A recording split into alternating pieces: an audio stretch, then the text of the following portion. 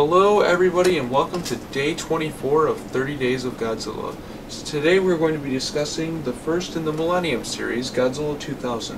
As much as we shit on Godzilla 1998, and believe me it does deserve it, it did however lead to one good thing, and that was a third Godzilla series. So thank you Godzilla 1998. I know some people are shocked that I'm saying that, but without it we probably wouldn't get Godzilla 2000.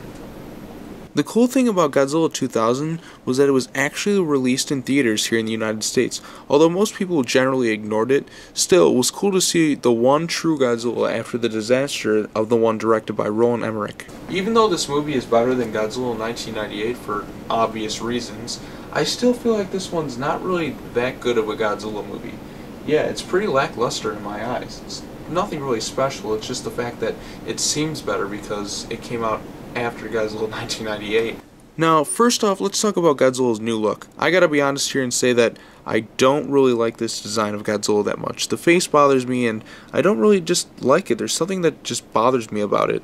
Also, I feel like his spines are a little too big. I mean, it's not the worst of Godzilla's designs. I've seen worse. Probably Godzilla's Raids Again is the worst Godzilla suit, but this one, it's just, it doesn't do it for me.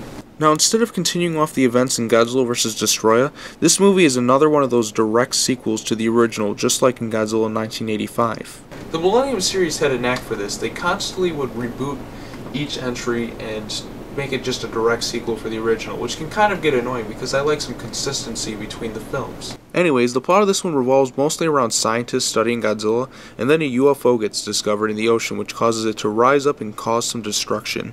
Some people have pointed out that the UFO looks like a flying piece of shit, and I'd honestly have to agree with them. Its rocky exterior makes it look kind of like, yeah, it looks like a big piece of poop. Let's be honest, people. But that's just a disguise, because underneath its rocky, poopy exterior, it does actually resemble what you would think a UFO would actually look like. Anyways, the UFO heads to where Godzilla is. They have a small little battle. Godzilla damages it and exposes its actual UFO exterior, much like in the vein of Godzilla vs. Mechagodzilla, where Anguirus wipes away the flesh of the phony Godzilla. Godzilla also gets damaged here, but we get to learn that UFO isn't a flying piece of shit, so that's pretty cool. During the battle with Godzilla, the UFO tries to learn about Godzilla's regenerative DNA abilities and plans to use this knowledge to take over the world.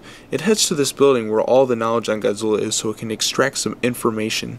The military has no choice but to destroy the building, but honestly, it doesn't do anything to the UFO, and the UFO is just like, is that all? You know what, I'm just going to destroy the rest of the building.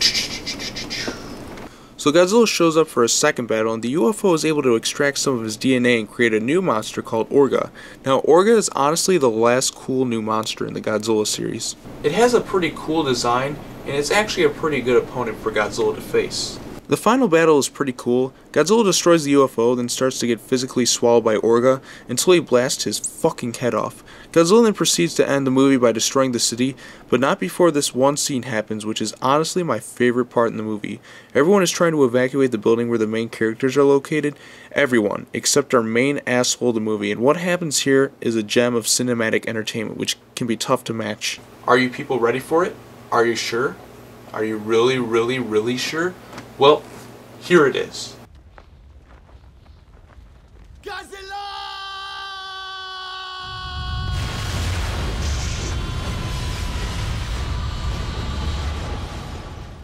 Isn't that just wonderful?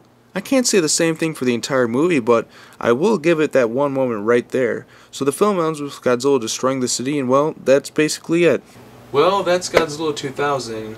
Honestly, I find it to be pretty lacking if you ask me. The CGI is overdone and is pretty crappy, also gets pretty dull and boring at times to sit through.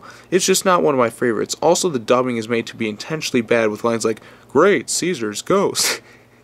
Even just saying that out loud, it's so bad. And these missiles will go through Godzilla like crap through a goose. It automatically just ruins the serious nature of the film.